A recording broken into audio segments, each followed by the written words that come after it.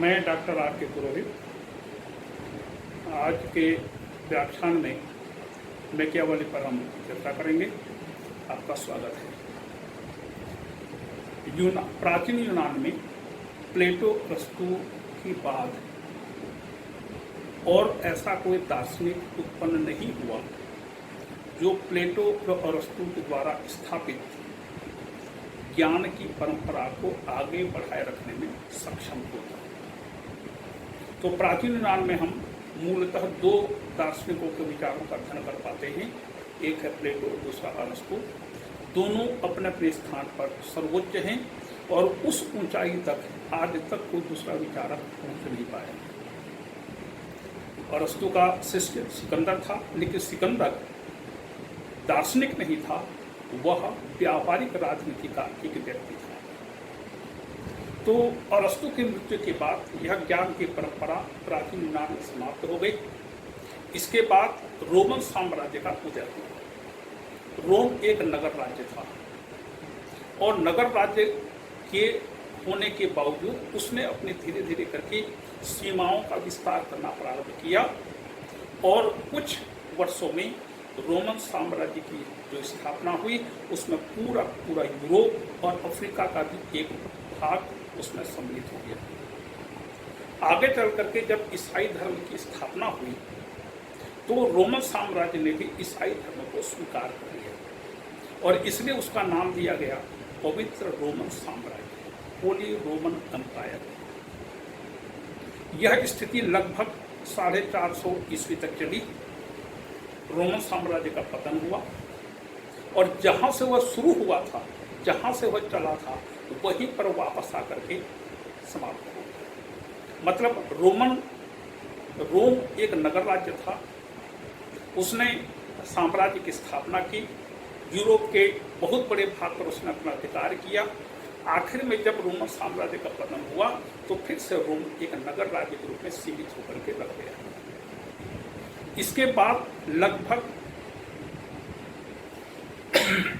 1000 वर्ष तक, अर्थात मैकियावेली के जन्म के पूर्व तक, यह जो 1500 वर्ष का समय आता है ईस्वी सदी से लेकर के या अरस्तु से लेकर के मैकियावेली के जन्म के पूर्व तक 15वीं शताब्दी तक, इस पूरे समय को हम मध्य युग कहते हैं और यह माना जाता है कि मध्य युग अंधकार का युग था, एज ऑफ डार्कनेस।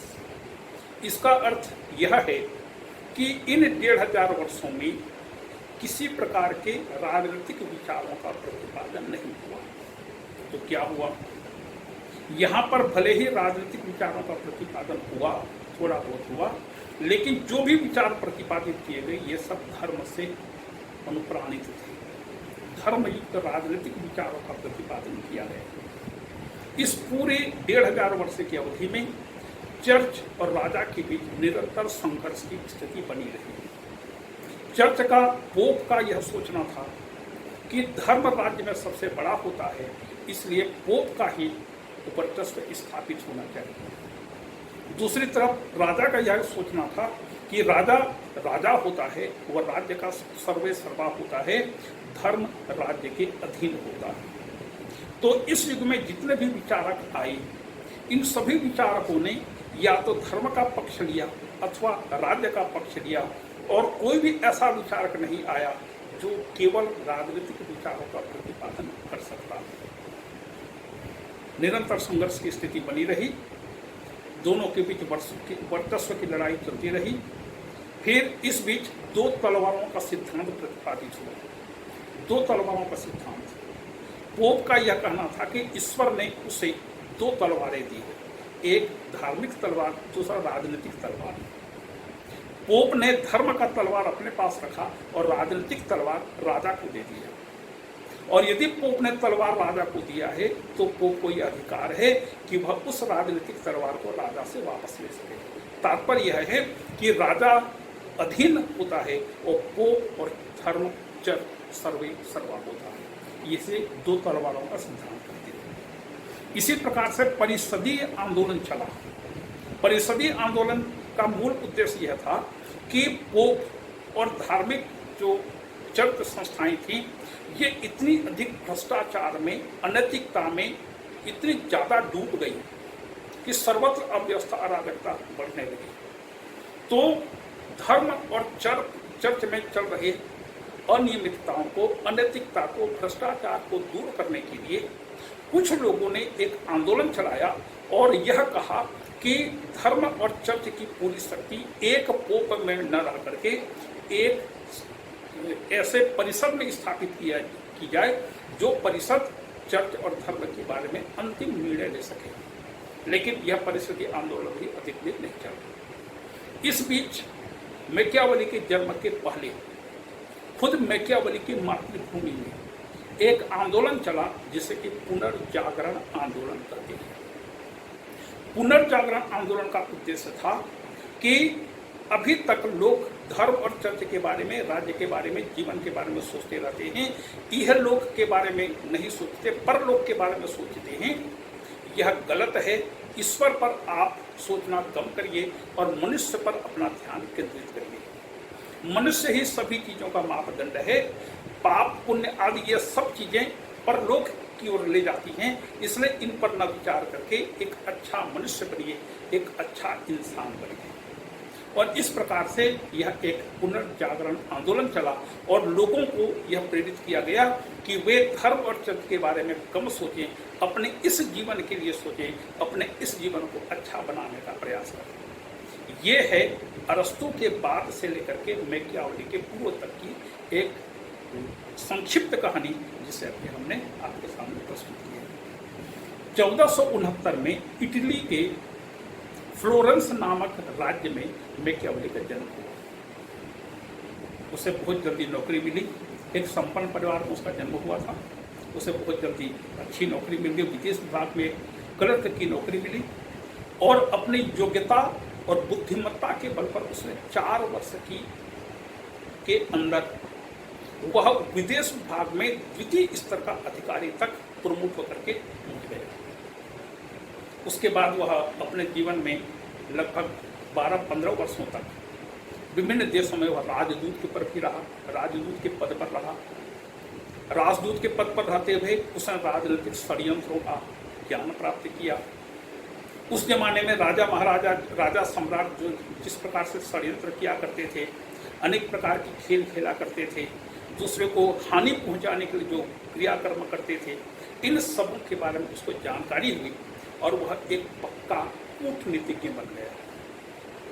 जब फ्लोरेंस में शासन सत्ता में परिवर्तन हुआ तो मैकियावेली के दिन बुरे आ गए।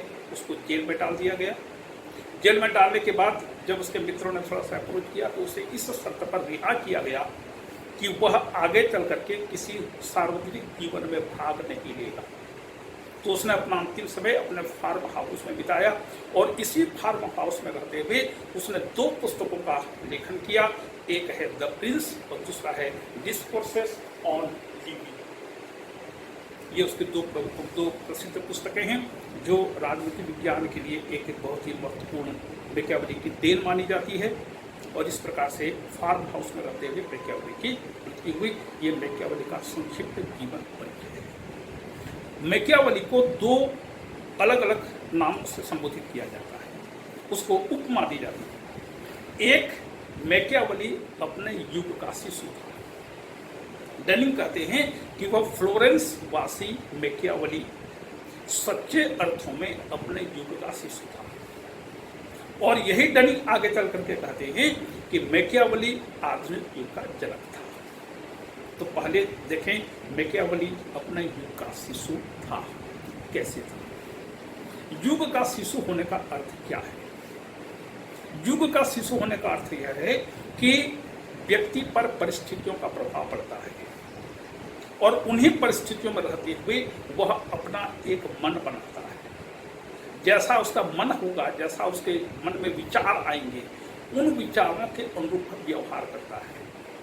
तो मैकियावेली तो न केवल मैकियावेली अपितु दुनिया के सभी व्यक्तियों पर तत्कालीन परिस्थितियों का, तत्कालीन युगीन वातावरण का पूरा प्रभाव पड़ता है।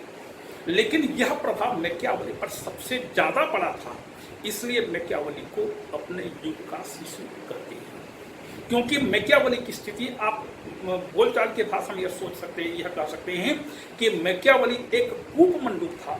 जिस प्रकार से कुएं में रहने वाला मेंढक कुएं के ऊपर को ही पूरी दुनिया मानता, पूरा सार्वभौम संसार मानता है, उसके ऊपर वह सोच नहीं सकता, आगे नहीं जा सकता। इसी प्रकार से मैकियावेली भी एक ऐसा कूपमंडूक था जो केवल इटली, तत्कालीन इटली तक ही जा सकता था, उसके बाहर वह सोच नहीं सकता। तो मैकियावेली के संपूर्ण विचार तत्कालीन इटली के परिस्थितियों पर निर्भर हैं। वह तत्कालीन इटली पर ही पूरा ध्यान केंद्रित करता है, इसलिए मैकियावेली को अपने युग का शिशु के नाम से संबोधित किया जाता है। देखिए, हमने प्लेटो और अरस्तु का अध्ययन किया।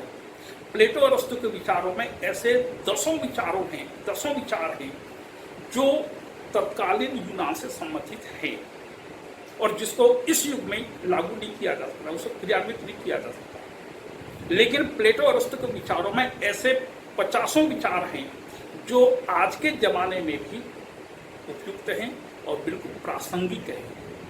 प्लेटो के विचारों को देखिए, कार्य विशेषीकरण का सिद्धांत, श्रम विभाजन का सिद्धांत, अपना कार्य करने का सिद्धांत, उसका जो शिक्षा सिद्धांत है, राजकीय शिक्षा, अनिवार्य शिक्षा, निःशुल्क शिक्षा, स्त्री पुरुषों को समान शिक्षा, पूरे राष्ट्र में एक समान शिक्षा, ये ऐसे उसके अनेक ऐसे विचार हैं। इसी प्रकार से अरस्तु के विचारों को देखिए, कम से कम राज्य और क्रांति के संबंध में जो विचार हैं उनको देखिए, ये सब चीजें न केवल उस प्राचीन यूनान में के लिए उपयोगी थी, अपितु आज के जमाने में भी उपयोगी है। लेकिन मैकियावेली एक ऐसा विचारक देखने को मिलता है जिसके समस्त विचार, जिसके संपूर्ण विचार केवल तत्कालीन इटली की स्थिति पर आधारित है। इसलिए मैकियावेली को अपने युग का शिशु कहा जाता है। उसके इस कथन के पक्ष में कुछ तर्क रखे जाते हैं, इसको देखें। सबसे पहला है वह युग का, वह सबसे पहली बात है पुनरुत्थान आंदोलन। मैकियावेली एक ऐसा विचारक है जो पुस्तकों के लिखने में, अपने अध्ययन में वैज्ञानिक पद्धति, मतलब तर्क वितर्क की पद्धति को अपनाता है। दूसरा, वह ऐतिहासिक पद्धति को भी अपनाता है। लेकिन ऐतिहासिक पद्धति क्या है? इतिहास का अध्ययन करके, विभिन्न घटनाओं का ऐतिहासिक अध्ययन करके उसके बारे में निष्कर्ष निकालना। लेकिन मैकियावेली ऐसा विचारक था या है जो इतिहास का अध्ययन करके उन लोगों को सॉर्ट आउट करता है, चयन करता है जिन्होंने क्रूरतापूर्वक व्यवहार किया और राज्य में अपने शासन सत्ता की स्थापना की। वह पहले से अपने मन में विचार निर्धारित कर लेता है, वह अपने मन में एक धारणा स्थापित कर लेता है कि क्रूरता के बिना राज्य में शांति स्थापित करना संभव नहीं है। और इस चीज को वह इतिहास की पुस्तकों को देख करके, पढ़ करके उसको प्रासंगिक बनाता है, उसको प्रमाणित करता है कि देखिए उस राजा ने इस प्रकार से क्रूरतापूर्वक व्यवहार किया था और वो सफल हुआ। तो इस प्रकार से मैकियावेली पर दोषारोपण किया जाता है कि उसने ऐतिहासिक पद्धति का गलत उपयोग किया। तो यहाँ पर सबसे पहला पॉइंट आता है पुनरुत्थान आंदोलन। पुनरुत्थान आंदोलन तत्कालीन इटली के फ्लोरेंस नामक राज्य में शुरू हुआ था और मैकियावेली भी फ्लोरेंस में जन्म लिया था। मैकियावेली फ्लोरेंस का निवासी था, नागरिक था। तो इस पुनरुत्थान आंदोलन के अंतर्गत यह धारणा व्यक्त की गई विभिन्न इसके समर्थकों के द्वारा कि व्यक्ति ही सभी चीजों का मापदंड है। ईश्वर यह लौकिक चीज होता है, उसको हम देख नहीं सकते, इसलिए ईश्वर पर ध्यान केंद्रित कम करिए, मनुष्यों पर ध्यान केंद्रित करिए और यह देखिए कि आप इस समाज में जहाँ पर आप रहते हैं उसके लिए आप क्या कर सकते हैं। आपको अच्छा मनुष्य बनना चाहिए और अच्छा मनुष्य किस प्रकार से बन सकते हैं, ये व्यक्ति में भावना होनी चाहिए। तो इस प्रकार से पुनरुत्थान आंदोलन के द्वारा मैकियावेली को प्रेरणा मिली। इस पुनरुत्थान आंदोलन से मैकियावेली ने प्रेरणा ग्रहण की और यह तय किया कि मनुष्य पर ही पूरे विचार केंद्रित होने चाहिए और धर्म और नैतिकता बहुत बाद की चीजें हैं, पहले शुद्ध विचार होने चाहिए। तो दूसरा है राज्य की पुनर्स्थापना। वस्तुतः उस समय में जब मैकियावेली का जन्म हुआ था, इटली वैसे तो एक छोटा सा राज्य है, छोटा सा राष्ट्र है, लेकिन वह भी उस जमाने में 5 भाग में बटा हुआ था और ये 5 भाग भी आपस में शांति और सुहृदयता के भावना से बंधे हुए नहीं थे। ये पांचों भाग में आपस में लड़ते झगड़ते रहते थे। एक दूसरे को नीचा दिखाने के लिए, अपने साम्राज्य का विस्तार करने के लिए ये आपस में युद्ध भी करते थे और विभिन्न प्रकार के षड्यंत्रों के द्वारा एक दूसरे को नीचे दिखाने की कोशिश करते थे। जबकि इसकी तुलना में मैकियावेली देखता है कि स्पेन, फ्रांस, इंग्लैंड आदि में राजतंत्रों की स्थापना हो चुकी थी और ये राजा अपने शक्ति के बल पर निरंकुशतापूर्वक शासन करके इन्होंने अपने राष्ट्र को अखंड और एक बनाया था।